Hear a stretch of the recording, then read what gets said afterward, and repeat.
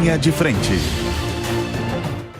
Olá, muito boa tarde. Está começando agora mais um Linha de Frente neste sábado. Seja muito bem-vindo, muito bem-vinda. Eu sou Beatriz Manfredini e agradeço a todos pela companhia desde já.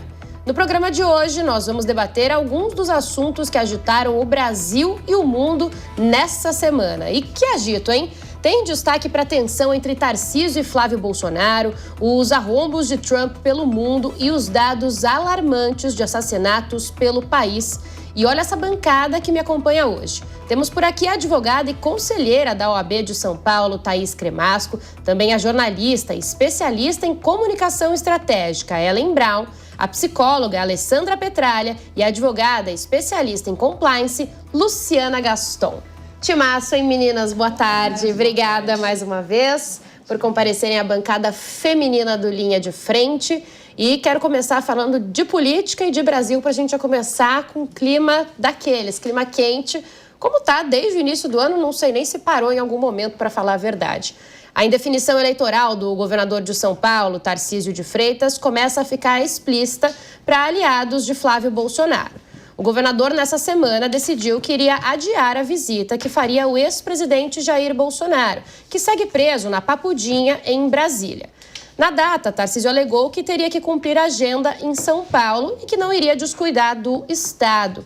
Mas não foi bem isso que aconteceu. Tarcísio acabou permanecendo a quinta-feira só com despachos internos no Palácio dos Bandeirantes, o que foi lido como um recado claro a Flávio Bolsonaro, que é filho do ex-presidente e pré-candidato à presidência da República.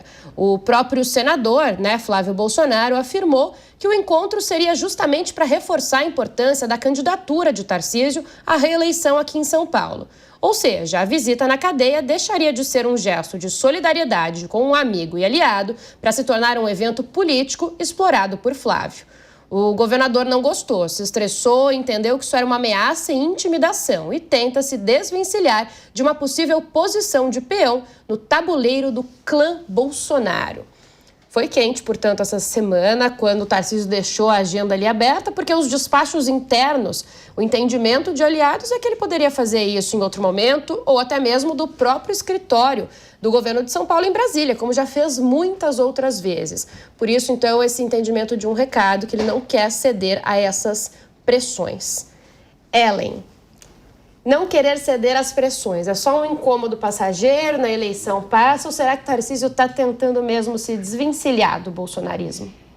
Tarcísio não está tentando se desvencilhar do bolsonarismo necessariamente. Eu acho que para entender o Tarcísio, a gente precisa entender alguns aspectos da figura Tarcísio. Por exemplo, ele é uma pessoa extremamente leal, né? E isso é muito importante no fazer político de Tarcísio de Freitas. Ele mostrou isso na campanha à Prefeitura de São Paulo, ele já mostrou isso em relação ao secretário de Segurança dele, nas crises que enfrentou junto a Guilherme Derrite. Então, o Tarcísio não vai se desfazer do bolsonarismo, não tem como fazê-lo. Agora, ele quis sim dar um recado, pelo menos a leitura, quando a gente conversa com as pessoas mais próximas, um bom recado à família Bolsonaro, que não costuma ser uma família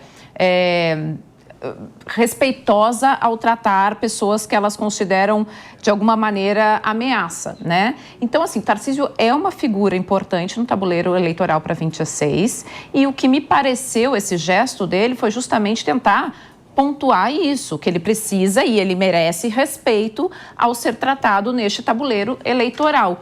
Hoje, final de janeiro de 2026, dentro do que está acontecendo, dentro do que está representando, o Tarcísio parece estar se encaminhando muito mais para uma reeleição quase garantida no estado de São Paulo do que para concorrer a uma presidência onde ele é sempre escanteado e colocado em um segundo plano pela família Bolsonaro.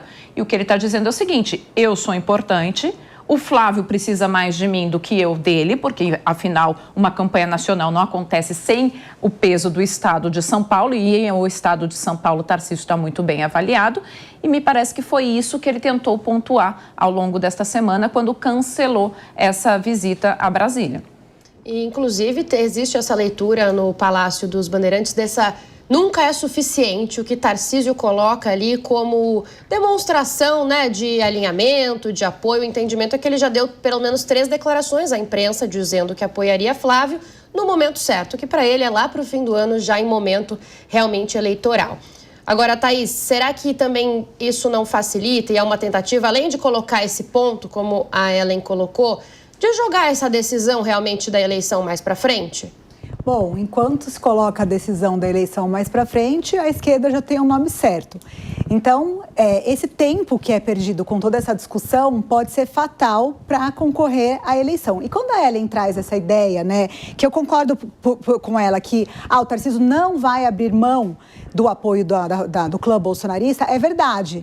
Por outro lado, pode ser que eles, de fato, coloquem o Tarcísio numa situação de tanta subalternização, né, de tanta, você não é importante pra gente, que ele desista e acabe fazendo outras alianças, né? Ele tá num dilema difícil. É óbvio que ele não quer abrir mão do apoio, mas em um determinado momento ele vai ter que tomar uma decisão. Mas eu acho que o highlight dessa história é entender que enquanto a esquerda decide quem vai competir as eleições, enquanto a direita decide quem vai competir as eleições, a esquerda já tem isso muito bem definido e o impacto disso na eleição pode ser o resultado certo do Lula num próximo mandato.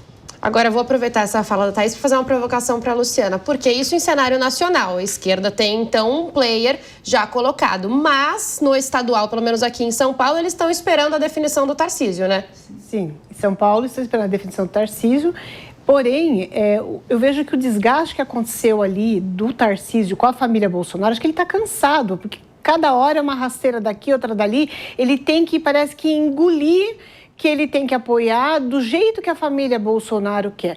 Ele também tem o tempo dele, ele também tem os anseios dele.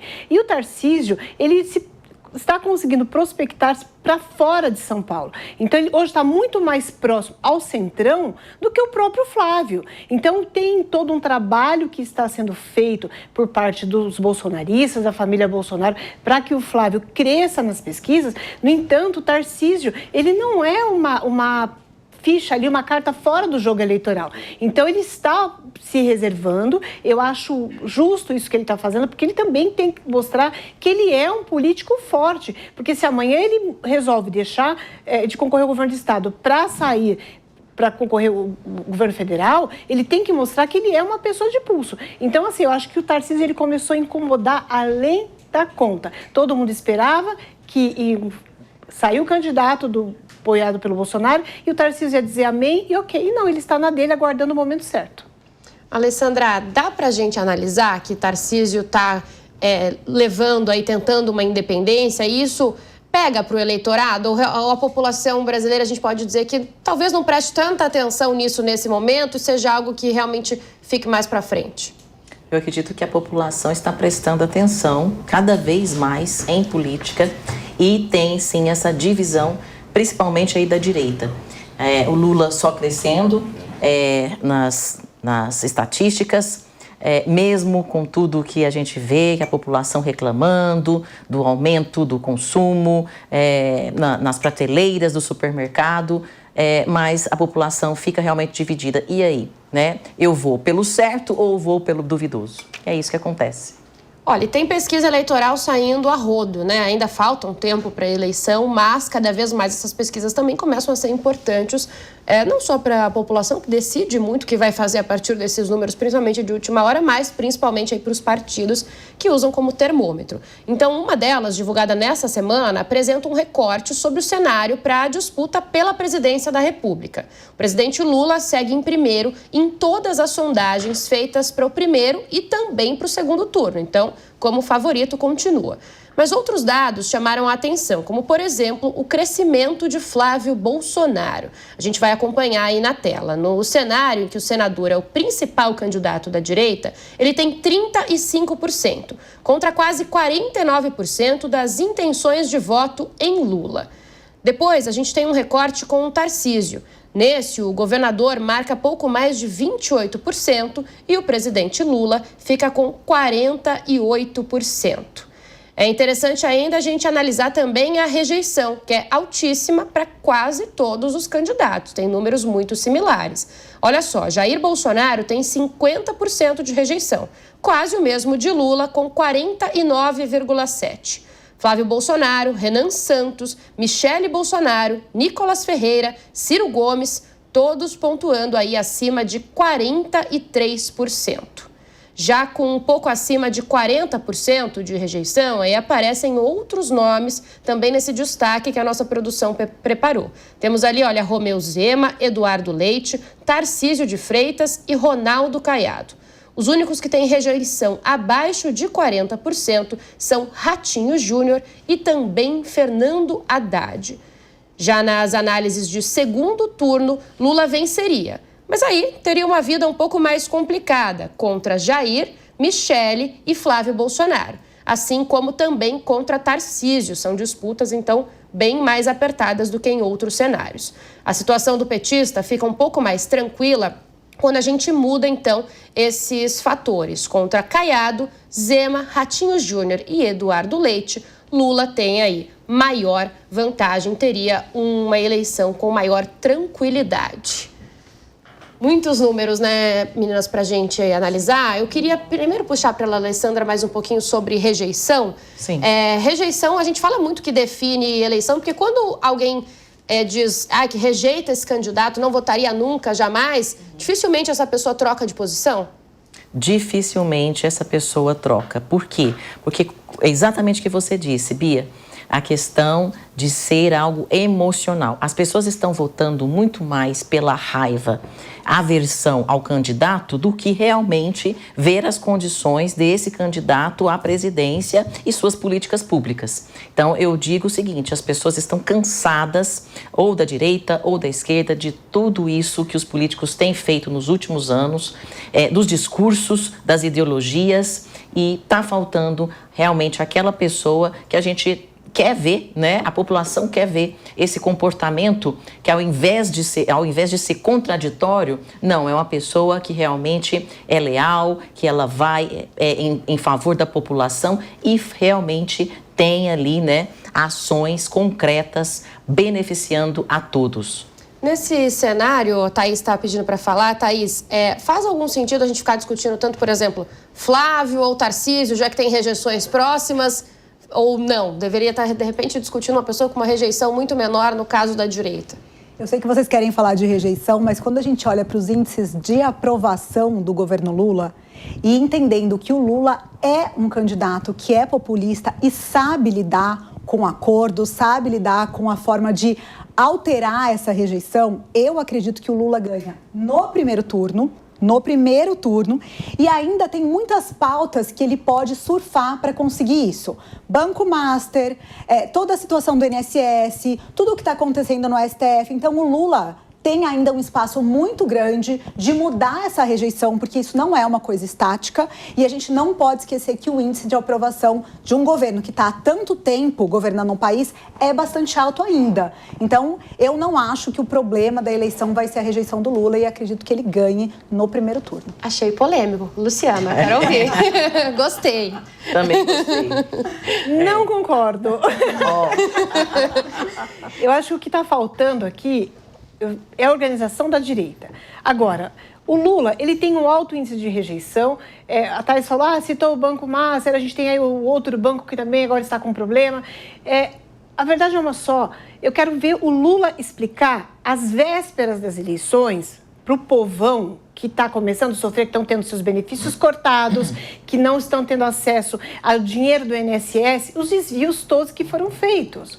Então, a popularidade dele hoje está subindo porque ele tem uma direita desorganizada, uma direita sem um candidato que esteja efetivamente sendo apoiado. Quando você tem Flávio Bolsonaro, aí você olha do outro lado, e você tem Tarcísio que está ali em cima do muro, você tem Caiado, você tem Ratinho. Lembrando que o nome Ratinho Júnior, se amanhã se cumprir o desejo aí do Kassab, quando fala que ele é o mais hábil a concorrer às eleições contra o presidente Lula, é um nome forte. Do mesmo jeito que o Lula é populista, o nome Ratinho Júnior também é populista. Eu acredito, até pelos próximos percentuais, quando a gente olha os 4 primeiros que estão ali, 1 ponto percentual é muito pouco. Então, nós temos aí praticamente que 9 meses pela frente de muito trabalho, e eu acredito que esse cenário tem tudo para mudar. Só depende do quê? Organização e foco da direita no que eles querem. Assumir o Planalto? Então se organizem agora. Quero ouvir a Ellen também sobre isso. Ellen, rejeição, primeiro turno ou não, organização ou não? Tem muitas leituras das pesquisas que a gente consegue fazer. Quando a gente está fazendo uma campanha, a gente sempre faz várias leituras dessas pesquisas. Uma primeira leitura que tem que se fazer é o seguinte: o Flávio colocou a candidatura, muita gente falou, olha, ele está crescendo, o apoio dele está crescendo, mas o fato é que o apoio da direita é um apoio consolidado. É interessante ver como o Tarcísio permanece alto, né? Mesmo com a colocação de Flávio e essa campanha de Flávio se desenhando mais. O que isso sinaliza? Que Tarcísio conversa mais com um centro ou com eleitores ainda indecisos, coisa que Flávio não faz, né? Atinge ali um teto. Então, por que eu estou dizendo isso? Porque quando a gente olha as pesquisas sobre o comportamento do eleitor brasileiro, a gente sabe que nós temos ali uma consolidação já muito firme de eleitores lulistas e de eleitores bolsonaristas. Quem a gente vai disputar é um miolo ali de centro muito indefinido. E neste miolo de centro, quando a gente olha para um Ratinho, quando a gente olha para um próprio Tarcísio, você pode sim, e aí por isso que eu entendo que a leitura da Thaís é uma leitura que o Sidônio deve ficar feliz quando ouve, mas não sei se é a leitura mais adequada, porque num segundo turno esse pessoal se junta, né? Tá todo mundo fragmentado para o primeiro turno, mas num segundo turno o antilulismo se junta. Então a gente tem uma situação bastante embaralhada ainda, acho que, enfim, janeiro, não tem nem candidato definido completamente, mas a gente tem este posicionamento que eu acho que é muito sinalizador de um centro carente e de um centro que vai fazer a sua definição ali. Assim, a gente não pode esquecer do fator Simone Tebet, né, gente? É isso, é um centro que é esse que estava lá com a Simone, que agora vai para onde, né? E você citou a Simone, Ellen, tem uma coisa que a gente ouviu aí agora, vários cenários, vários destaques e só homens, né? A gente tem só candidatos, são muitos pré-candidatos, todos homens, e mesmo nas discussões que começam a aparecer de vices, já ouvi que vice de Flávio poderia ser Derrite, poderia ser Zema, no caso de Tarcísio também, Lula deve ter Geraldo Alckmin. Alessandra, isso hoje, a gente tem uma população majoritariamente feminina. Alguém que saísse na frente poderia ter algum impacto, você vê, com uma mulher de vice, pelo menos, ou não tem espaço, a rejeição e a polarização comandam mesmo a eleição há tempos e vão comandar 2026. Seria maravilhoso, Bia, uma mulher com nome forte, mas ainda não tem. Mas podemos abrir caminho para isso, né? Por que não? Tem mulheres maravilhosas aí, inclusive vereadoras, que poderia...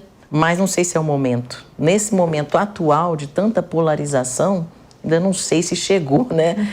O nome forte, feminino, mas é o que a gente espera, né? No futuro próximo, Posso quem fazer sabe. uma colocação? Pode, Lu, claro. Nós não podemos esquecer que nós temos a senadora Tereza Cristina, Isso, que é um nome forte e que andou outro dia aí nos bastidores ali com o pessoal do agro, ali Mato Grosso, aquela região toda, onde começou uma certa movimentação. Então, se a direita se unir e trouxer o nome da senadora ou de uma deputada federal, nós temos deputado de São Paulo, a gente tem pelo Novo, Adriana Ventura, que está fazendo um trabalho muito bom voltado para as mulheres em Brasília e que presta contas, que consegue fazer uma divulgação, eu acho que sim, vai trazer. E nós não podemos esquecer um outro ponto, Bia, que são os adolescentes. Os adolescentes que vão completar 16 anos, isso eu posso falar porque eu tenho uma experiência dentro de casa. Eles têm muita questão do Nicolas e como eles viram que o Nicolas não vem candidato e eles não estão contentes com o governo Lula, esses adolescentes estão começando a se mobilizar para tirar o título de eleitor para votar. Então, a gente tem uma população aí que pode mexer, assim, no resultado das eleições. Thaís, Vocês estão desconsiderando a maior habilidade do Lula. O quanto ele é populista e o quanto ele consegue surfar em todos os cenários de adversidade. O fato é que mulheres não têm a preferência de votar em mulheres, existem inúmeras pesquisas que mostram isso, especialmente mulheres da direita não fazem essa questão de votar em mulheres, isso não é uma pauta para muitas mulheres da direita, para as mulheres da esquerda talvez, mas o fato é que mulher não vota necessariamente em mulher e eu acredito sim que no cenário de adversidade o Lula, pela forma populista que ele faz as coisas, ele consegue levar essa eleição no primeiro turno. Vocês vão ver onde é esse corte. A gente vai separando os cortes ao longo do ano aqui do Linha de Frente para depois a gente debater mais para frente, mais perto de esquentar. Ainda sobre as mulheres, Ellen, por exemplo, aqui em São Paulo a gente tem uma discussão agora do nome de Simone Tebet que aparece. Também acha que é uma eleição de rejeição e polarização de novo? Também. Bom, São Paulo um pouco diferente, porque São Paulo a gente tem um governador bem avaliado que está com uma reeleição aí muito contada se Tarcísio ficar por aqui mesmo, né? Então, vai ser muito difícil para um adversário de Tarcísio, sendo ele o candidato. Mas sim, a gente tem um país com uma eleição muito de rejeições, né? Falando muito de rejeições, muito embora alguns cenários ali estaduais a gente já define candidatos mais pelos fazeres políticos. É o caso, a gente fala de Pernambuco, por exemplo, né? Com João Campos e Raquel Lira, ali são dois fazedores que estão com a mão na massa disputando por suas políticas que estão sendo feitas. E isso é uma coisa interessante. Eu acho que isso, bons exemplos têm que ser trazidos, né, para a gente poder pensar a política desta forma, de quem está fazendo efetivamente alguma coisa. Quanto à participação feminina, é muito bem lembrada a senadora Tereza Cristina. Eu acho que é o grande nome factível que a gente teria hoje para compor uma liderança numa chapa, mas eu não vejo outros nomes de proeminência nacional, fora a Michele, né, Bolsonaro, que está assim, para realmente compor uma chapa, diferentemente do que a gente vivenciou ali em 22. As mulheres, elas andam aparecendo, pipocando. Michele apareceu aí, principalmente durante aquela tentativa de acordo entre o PL e Ciro Gomes, depois acabou essa discussão indo para trás. Michele atuou agora nos bastidores pela prisão domiciliar de Bolsonaro. A mulher de Tarcísio de Freitas tem aparecido aí com comentários gerando uma série de especulações sobre como que elas estão inseridas na política, mas diretamente, então a gente não tem nesse momento ainda grandes nomes colocados, pelo menos nas pesquisas eleitorais, sempre nessa tentativa. Queria continuar falando de política e de outros atores que ainda estão ali escondidos, mas que aparecem bastante. Por exemplo, o presidente do PSD, Gilberto Kassab. Ele fez alguns acenos divergentes aí nas últimas semanas, fez agora um aceno ao governador do Rio Grande do Sul, Eduardo Leite, que era do PSDB e passou para o partido dele, o PSD. Kassab republicou nas redes sociais um vídeo em que Leite manifesta o desejo de ser presidente da República, mas na semana passada, Kassab tinha destacado uma preferência por Ratinho Júnior, governador do Paraná, como nome do partido, do PSD, para disputar a presidência, embora ele tenha ressaltado que a sigla vai lançar o nome que estiver em melhor condições. No fato é que Ratinho Júnior, ele tinha ali se colocado como pré-candidato do partido antes ainda de Eduardo aparecer na sigla. Inclusive, a gente tem uma fala sobre essa situação da direita e sobre possíveis divisões ou não do governador de Goiás, que também é pré-candidato aí pelo União Brasil, Ronaldo Caiado. Se ter num primeiro turno vários candidatos, não quer dizer que a direita esteja rachada. Eu não consigo entender, tá certo? Como você tem um sistema eleitoral de 2 turnos, achar que você tem que ter uma candidatura única no primeiro turno. Quer dizer, então revoga-se a legislação eleitoral. Bom, quero chamar a Luciana para a gente começar comentando. Caiado, então, tá falando que não tem racha nenhum na direita, mas o próprio Ratinho uma hora tá lá, uma hora tá cá. Na verdade, tá todo mundo aguardando e aguardando quem, Lu? Olha, eu acho que tá todo mundo esperando, assim, o peixe tá ali. Tem um monte de gatinhos em volta. Aquele que vai saindo, que ficar por último, é o que vai abocanhar o peixe. O Caiado, ele tá falando, mas o Caiado tem uma coisa que é muito bom, favorável a ele, que todos seja Tarcísio, seja Flávio, seja Lula, vão explorar, que é a questão da segurança pública. E isso no estado dele é algo visto como exemplar para todo o país. Mas não significa que ele consiga vir a ser presidente. Agora, essa história de que tem um pedaço aqui, um pedaço ali, eu acho que eles estão abrindo um baita de uma lacuna que vai permitir com que o presidente Lula seja eleito no primeiro turno. E aí eu concordo com a Thaís. Porque, de novo, desorganização. A direita precisa ter um candidato, seja mais próximo ao centro-direita, ou seja lá apoiado pela família Bolsonaro, não importa. Ou se organiza agora, ou a eleição acaba-se lá no primeiro turno. Essa história de que, não é favorável, é bom. Não, o Brasil não tem maturidade ainda na questão de votar, de ter vários candidatos e entender o que é melhor para o país. A gente tem uma população extremamente carente, quando eu falo carente até culturalmente, para entender esse cenário. Então, eu discordo completamente dele de que isso é algo bom, não é nada bom.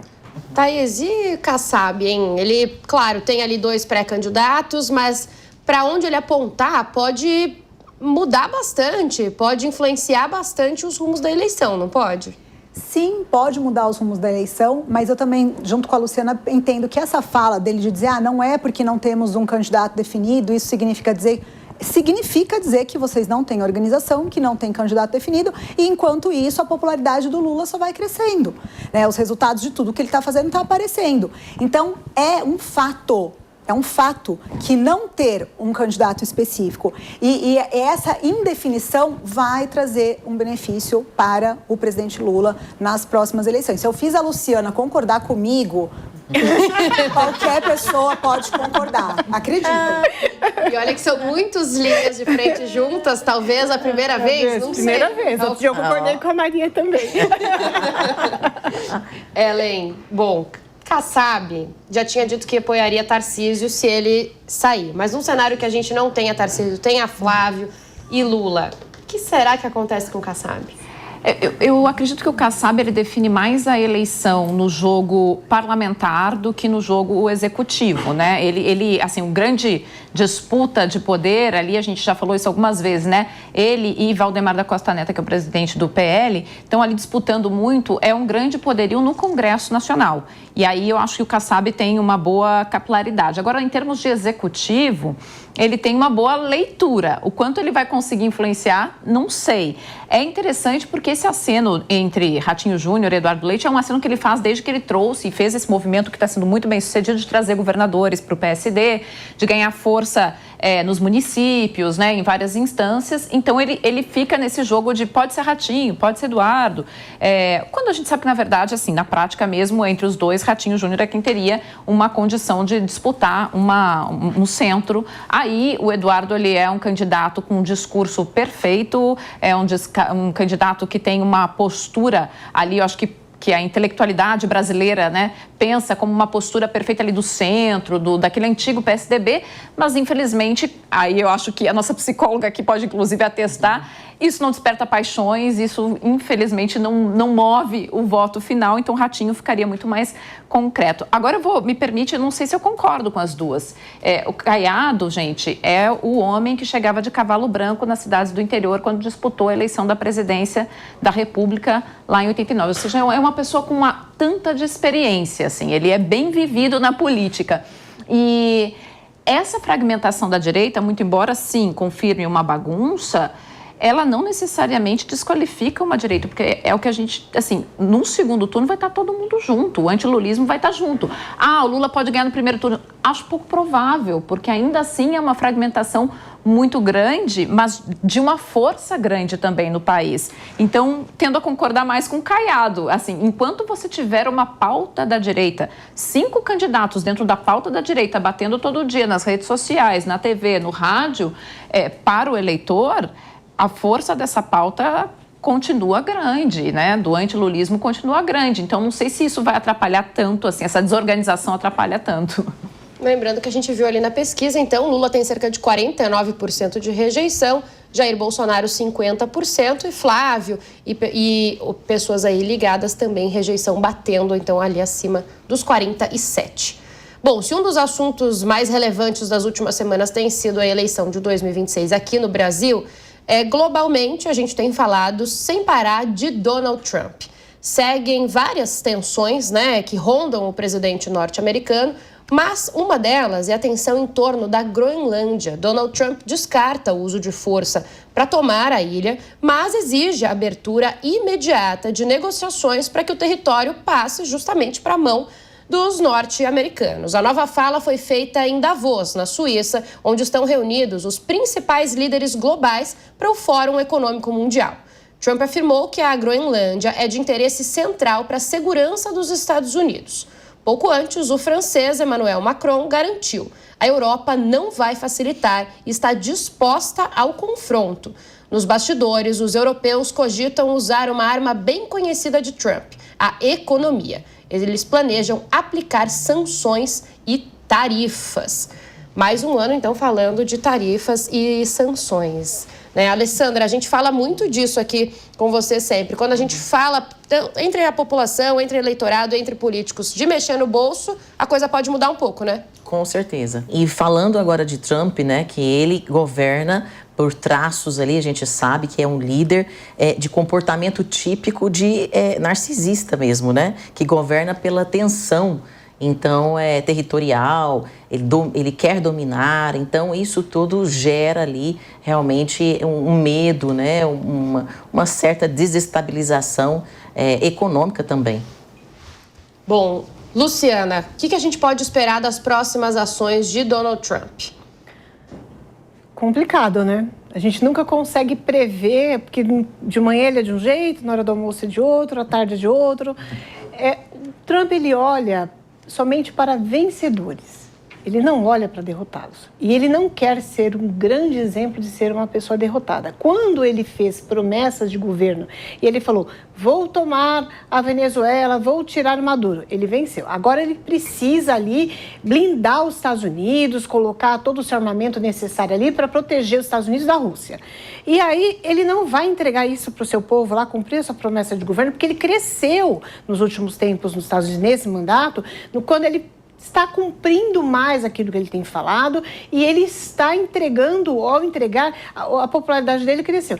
Só que eu entendo que se ele chegar, pegar um país como a Groenlândia lá e bombardear esse pessoal, ele não vai fazer, ele não vai ser doido, porque a gente tem lá a Europa toda contra ele, então vai amargar. Eu acredito que ele vai, sim, sofrer algumas sanções econômicas, porque do mesmo jeito que ele impõe para os Estados Unidos, para os demais países, os países lá, sim, vão impor para ele, e a economia americana, que já não vai muito bem, devido ao tarifaço, vai voltar de novo, dar um passo atrás e enfrentar novos desafios. Será, Thaís, que países da União Europeia podem assustar Donald Trump? Que tarifas podem assustar Donald Trump? Ele é assustado por alguma coisa? Eu não sei se é uma questão de que as tarifas impactam ele, na verdade, porque ele tem uma forma de negociar que é muito linear.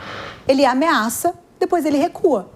Né, ele governa através de memes na internet, de inteligência artificial, e ele fica tentando entender quem são os jogadores, contra quem ele está jogando, com as ameaças do que ele faz. Então, ele não está muito preocupado com o resultado das coisas que ele fala. Mas o que me chama muito a atenção nessa história da Groenlândia é a mensagem de texto que ele encaminhou para o primeiro-ministro da Noruega, que ele começa dizendo, já que vocês não me deram o Nobel da Paz, eu não preciso mais me preocupar com a paz no mundo, né? Mas, em outras palavras, é isso que ele fala.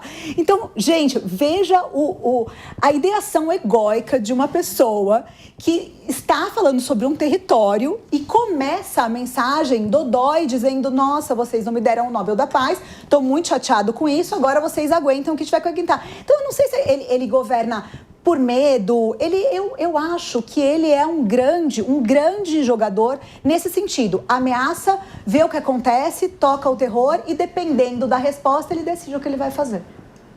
Olha, ainda nos Estados Unidos, Trump fez um balanço extremamente otimista do primeiro ano desse mandato. Ele exaltou as próprias ações e ampliou os feitos na Casa Branca. Questionado sobre Lula, respondeu que gosta do brasileiro. Quase ao mesmo tempo, aqui no Brasil, Lula adotava um tom diferente. Vou ler para vocês o que ele disse. Já perceberam que o Trump quer governar o mundo pelo Twitter? Fecha aspas. Foi essa, então, a fala de Lula. Ellen, nesse balanço todo de Trump desse primeiro ano, então, Lula citado, que é interessante, e o presidente Lula, ao mesmo tempo, não parece tão amigável de volta, né?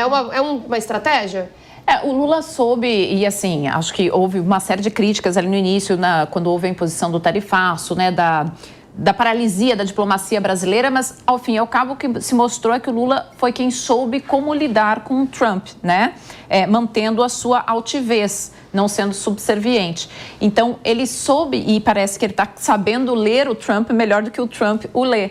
Então, está conseguindo manter uma postura que até aqui tem sido exemplar para lidar com a diplomacia norte-americana deste governo Trump 2. Agora é interessante olhar para esse governo Trump 2 por alguns aspectos. O Trump foi eleito porque o Biden estava ali num momento em que o americano médio lia e começava a sentir uma inflação. Muito embora no final do governo o Biden estivesse conseguindo contornar a inflação, isso não deu tempo do eleitor perceber no bolso.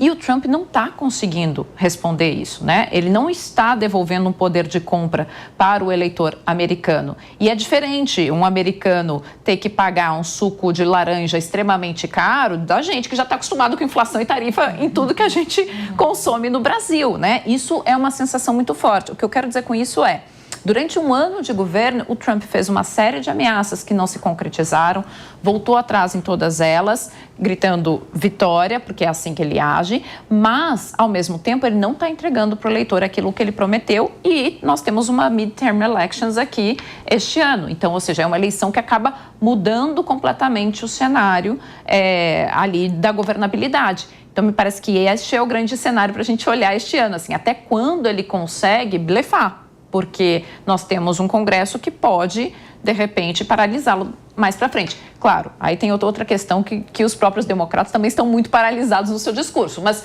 a midterm election é um freio, pode ser uma espécie de freio que aí faz rever a política do Trump. Olha, a gente falou de reações do presidente Lula, de Emmanuel Macron, reações possíveis em termos de tarifa. Mas essas reações, melhor dizendo, elas vêm acontecendo nas mais diversas esferas, isso porque desde o início do ano Trump realmente tem adotado ali medidas que não surpreenderam exatamente muita gente, mas que têm ficado então recorrentes e mais enfáticas, tanto na política como na economia e na diplomacia, então essas reações vêm aparecendo. Tem uma atitude no âmbito esportivo que pode marcar uma posição global contra o presidente dos Estados Unidos. A Alemanha e a Federação Europeia de Futebol cogitaram boicotar a próxima Copa do Mundo de Futebol, que nesse ano vai ser disputada exatamente na América do Norte. São jogos, então, marcados para acontecer no México, no Canadá e principalmente nos Estados Unidos. Essa articulação já foi iniciada e não é considerada simples, mas mostra que a insatisfação contra as atitudes de Trump vem crescendo em todo o planeta. E aí, então, chegando até no futebol, né, gente? Alessandra, é curioso. Isso. É curioso porque mostra uma sociedade talvez mais consciente, sabe? E também mais ansiosa, né? Porque moralmente sobrecarregadas, são muitas questões aí, nem todo mundo aguenta sustentar tanta incoerência, né? Então aí tá o protesto coletivo mostrando pra gente aí todas as consequências desses atos, né? Thaís, um boicote como esse, grande, né? Pelo menos é um esporte e um evento que é acompanhado em todo o mundo, pode também gerar uma reação de Trump? Sim, o esporte não está nada, né? Está totalmente desconectado da política. A FIFA tem regras absolutamente claras em relação a países que invadem outros países.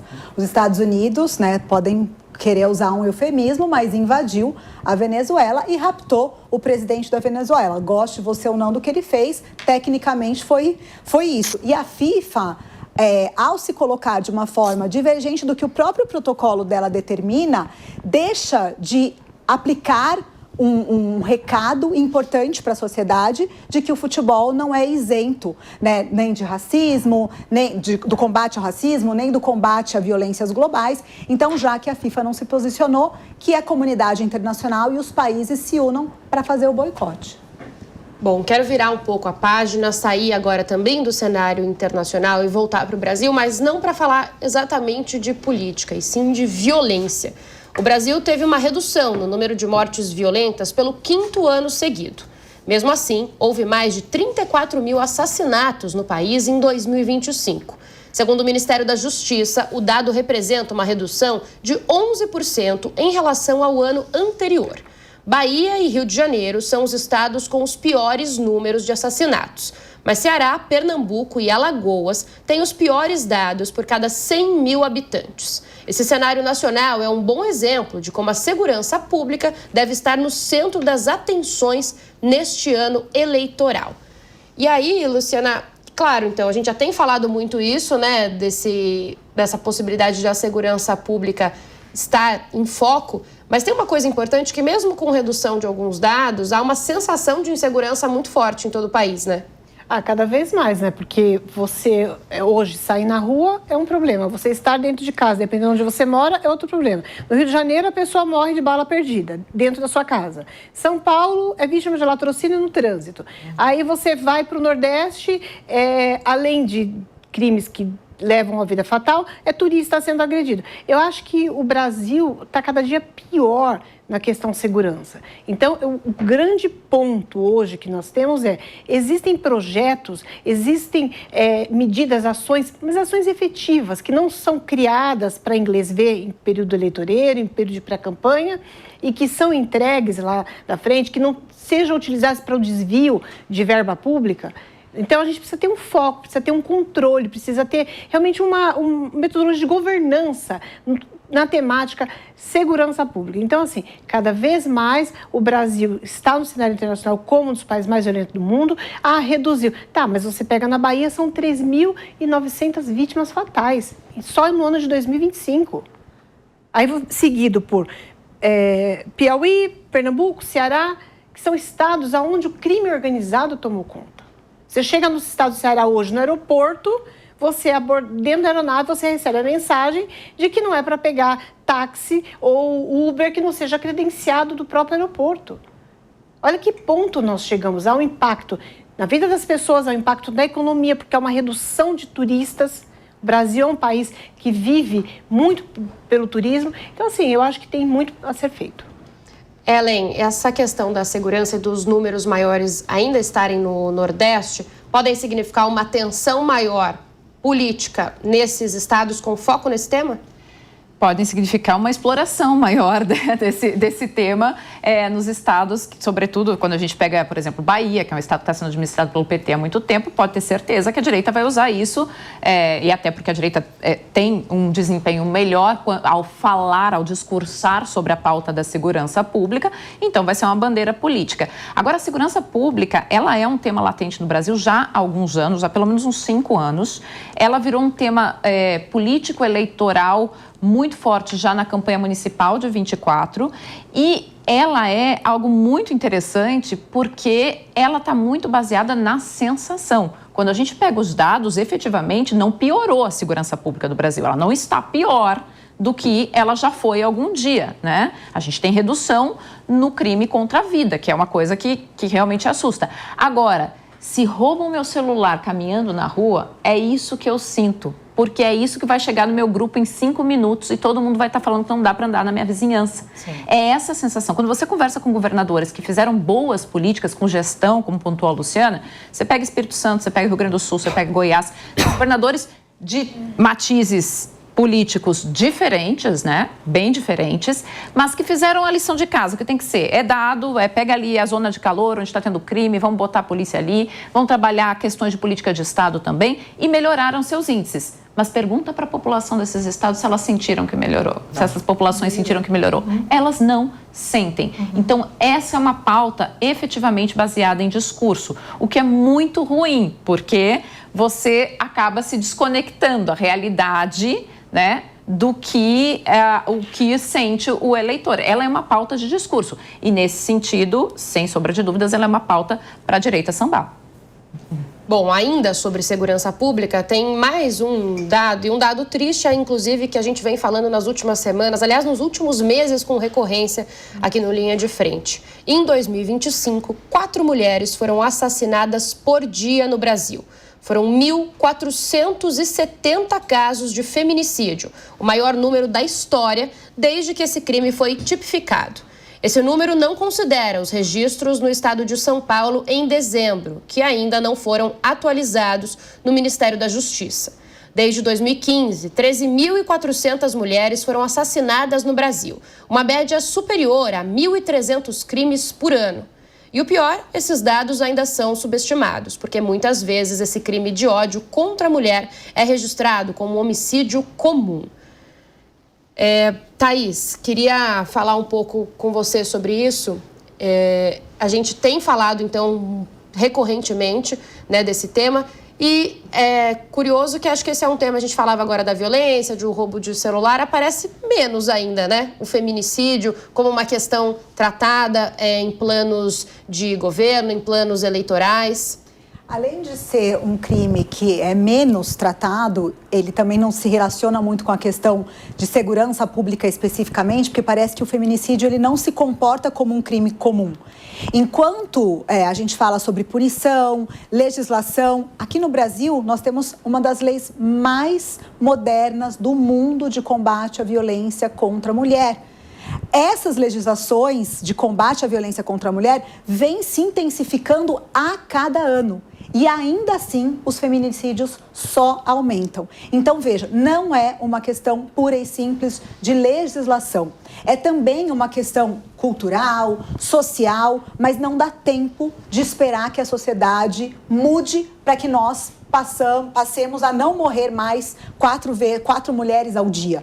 Então, a questão que se fala aqui, que é preciso urgentemente que a gente pense, não são só políticas públicas, políticas relacionadas à educação, mas a criminalização da questão da violência contra a mulher, da misoginia. Esse discurso de ódio contra a mulher precisa ser criminalizado e a justiça precisa atuar de forma mais rápida. Não adianta termos leis que matam mulheres que jamais pisaram numa delegacia. Essa é a realidade da mulher que morre hoje no Brasil. Não são mulheres que procuraram um sistema de justiça e não foram protegidas, mas sim mulheres que jamais denunciaram nenhum tipo de violência e morreram dentro das suas casas pelas mãos dos seus próprios companheiros.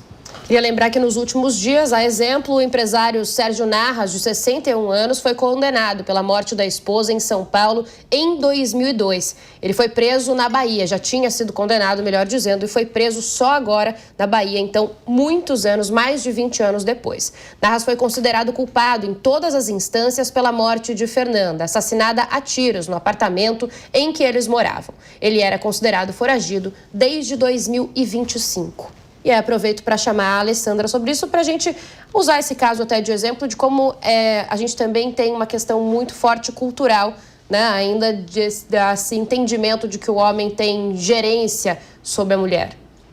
E que a mulher tem que respeitar o homem, né? Nós ainda vivemos em um país altamente machista, onde ainda tem piadas que desqualificam a mulher, entre outras coisas. E, em contrapartida, as mulheres estão cada vez mais estudando mais, trabalhando mais e isso mais conscientes de si, né, do seu poder dentro de uma sociedade, seu papel dentro de uma sociedade. E isso implica do quê? Delas realmente começarem a falar não, dar basta em certas atitudes, impor limites. E ao falar não e impor limites, o homem que tem, esses homens, né, esses tipos de homens que têm essa fragilidade emocional, que não tem essa facilidade em lidar com frustração, essa dificuldade da perda do controle, eles vão e reagem sobre violência física contra essa mulher. Então, a gente tem que falar também sobre essa questão que a Thaís trouxe, sobre os tipos de violência, né, Thaís? Sim. Porque não se deve normalizar a violência verbal, porque ainda é uma lei que é nova no país, né? Porque antes não tinha, ela é uma lei nova, mas não se deve normalizar. Ah, não, ele falou isso e aquilo contra mim, mas é assim mesmo. Não, não é assim mesmo, porque é um processo. O ato, a morte, o feminicídio é só um sintoma. Então, há sinais, há um processo para se chegar nessa morte. Então, a mulher está se tornando cada vez mais consciente, isso é ótimo. Em contrapartida, quando ela diz não e quando ela quer uma separação, por exemplo, ou ela impõe limite, ela tem, então, um momento ali de fragilidade e esse homem aí que tem todos esses traços de personalidade, de impulsividade, de agressão, parte para agressão física. Vale lembrar, como eu costumo dizer aqui no Linha de Frente, que o telefone, então, para denúncias é 180, atendimento aí gratuito de violência contra a mulher, psicológica, física, enfim, atendimento, a central de atendimento para as mulheres. Quase finzinho do Linha de Frente, queria ainda pincelar um assunto internacional, isso porque o Parlamento Europeu aprovou medida para travar o acordo Mercosul-União Europeia. Com apenas 10 votos de vantagem, os eurodeputados decidiram submeter o tratado ao Tribunal de Justiça do bloco. Na prática, agora, a decisão deve adiar em pelo menos 2 anos o início do acordo. A alternativa é a Comissão Europeia aceitar aplicar o acordo apenas de forma parcial e provisória. Esse tratado cria a maior área de livre comércio do planeta e derrubaria cerca de 90% das tarifas do comércio bilateral. E aí, Luciana, foi um acordo bastante celebrado aqui no Brasil. Lula falou em mais de 20 anos de sofrimento e tratativas, mas esse entrave pode prejudicar bastante, né? Pode, porque a expectativa que foi criada para os produtores brasileiros, ela vai ser deixada em stand-by por enquanto. E o que vai beneficiar é os próprios, lá, os europeus que produzem, mas países como China pode ganhar força nesse vácuo, nessa lacuna que vai ficar. Então, assim, eu acho que o impacto dessa medida judicial, da judicialização, é grande para países que têm interesse como o Brasil, mas, de um modo geral, agora é aguardar. Nós temos que aprender o quê? Fazermos a nossa lição de casa e direitinho. Então, se o presidente conseguiu uma vitória, que para ele era uma vitória, nesse momento está no 1-0 para quem judicializou. E isso vai ter impacto, de novo, nas eleições no Brasil. Olha, quero sair um pouco agora dos assuntos robustos nesse final de Linha de Frente. Falamos bastante de muita coisa séria, mas a gente teve notícias boas essa semana e tem aqui em São Paulo o aniversário, né, da capital paulista, que completa 472 anos. É a maior cidade do Brasil. A metrópole é também a mais cosmopolita, formada por povos diferentes, diferentes línguas, ritmo muito acelerado, e ela é, inclusive, palco de discussões, por exemplo, entre cariocas e paulistas nas redes sociais. Tem quem ame, tem quem odeia. Então eu quero saber das meninas. Ellen, como é a sua relação amor e ódio com São Paulo? Ou é mais amor ou é mais ódio? Ah, muito mais amor. Eu digo que São Paulo você odeia, você vicia. Eu viciei já há muitos anos aqui. Eu sou gaúcha, casada com goiano e moro em São Paulo, filha paulistana.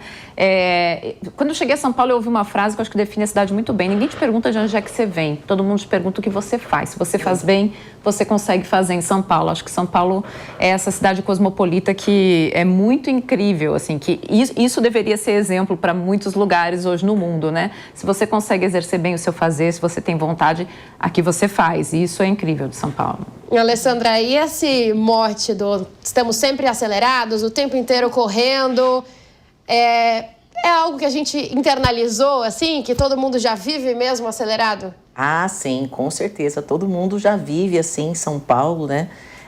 Tudo é possível aqui, em contrapartida ninguém aguenta mais, né? Então...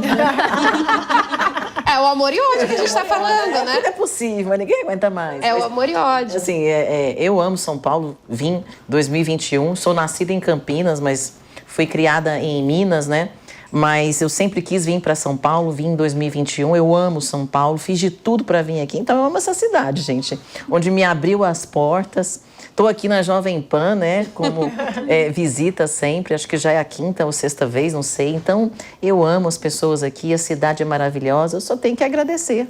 Bom, a Jovem Pan tem uma história com São Paulo, inclusive nosso prédio aqui, nossa sede em São Paulo, na Avenida Paulista, cartão postal, coração da cidade, então mais paulista quase impossível. A Luciana mora pertinho, não é exatamente em São Paulo, né, Lu, que eu saiba? Eu moro em Cotia, Grande São Paulo, estou a 25 quilômetros daqui da Avenida Paulista.